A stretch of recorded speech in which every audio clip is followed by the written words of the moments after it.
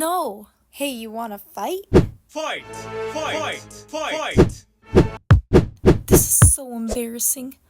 Whoa, that was a close one. Bro, calm down. I was just joking. He was just joking. No one was hurt, right? But I mean, clearly the guy felt uncomfortable. Fear was painted all over his face, and he was trembling so hard, for all we know, he could have been in Antarctica. And the amount of sweat dripping could have filled a bathtub. Is this not a red flag?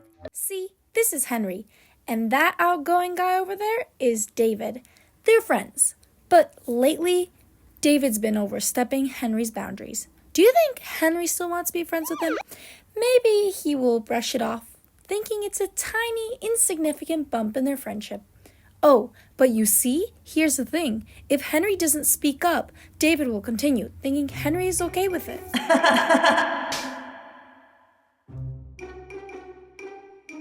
Okay, fine. I took it too far that time, but the first time I wasn't even touching him. It was a pretend fight. Okay, but Henry explicitly expressed his emotions. That should have been a red flag for David to stop. But technically, Henry didn't do the right thing either in this situation. He let the event happen, and he did not say anything about how he felt about it. According to ICF coach Rania, here are the 7 common reasons people don't speak up. In Henry's case, he didn't want to talk to David about his boundaries and did not know how to react because David's actions took Henry by surprise. He froze in a fight, flight, or freeze moment. That is why it's important to be prepared for these situations by brainstorming possible phrases to say and practicing scenarios. That's why this video will show you a few more scenarios so you know what to do.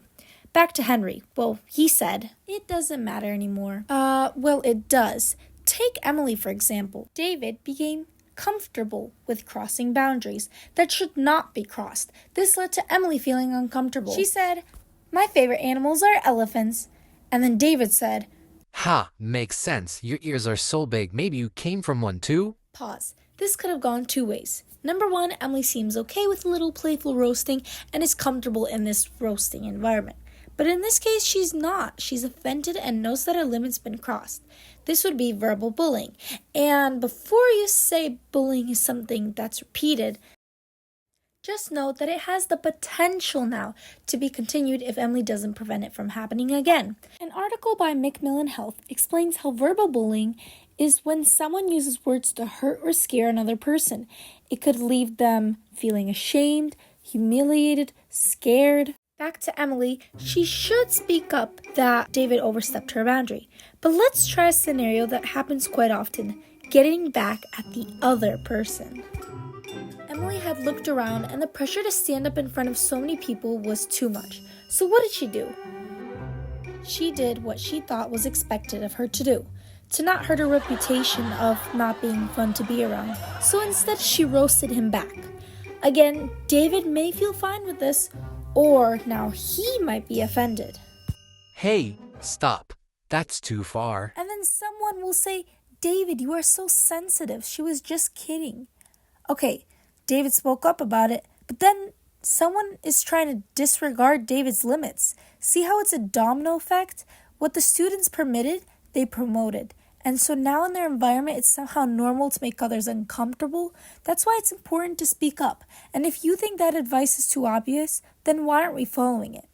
The National Library of Medicine published an article about how when the leader of an organization or group, like in Henry's friend group was David, who was the leader, when they permit actions, they become the cultural norm. So if they make excuses and try to give a rationale for an inappropriate action instead of following the no compromise rule for violating values of a group, people follow by example or it will become normal in their environment.